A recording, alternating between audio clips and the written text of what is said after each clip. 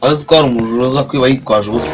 Ese ko nta n'icyo nari ngiye gukora, nari nanakanuye ngaga njya kuno sinari nkanuye.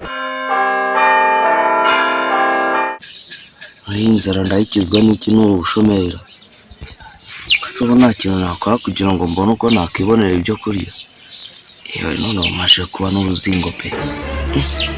Ndagenda mukanicaye iri zuba na ngubu imvura yiba yagwa nakabaye mbona n'akazi nkajya kwikorera.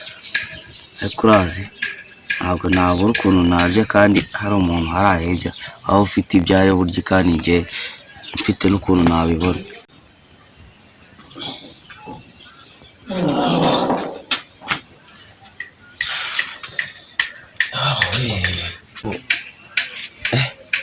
Musoro n'umuntu arabahatira.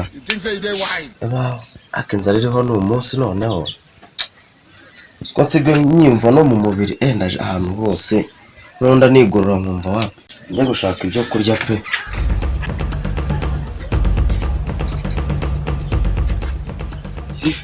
Kamaguru kako ntago nabona ubwenge.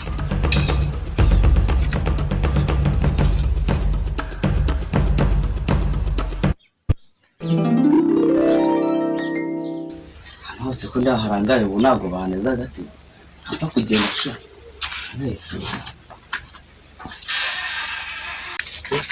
Ko bagiye gukinga reka ngaruka.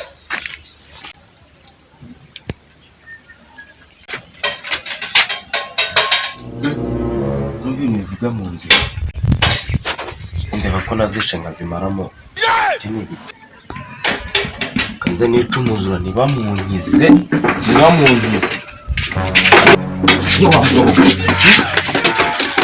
Ageze ahangaha. Ese ko nagize ubundi ubwo ngubwo wayavuga sha. Kuraseni. Tiniko kamfata n'isoni. Azi ko hari umujura uza kwiba yitwaje ubusa. Ese ko nta n'icyo nari ngiye gukora, nari nanakanuye ngaga njya kuno sinari nkanuye.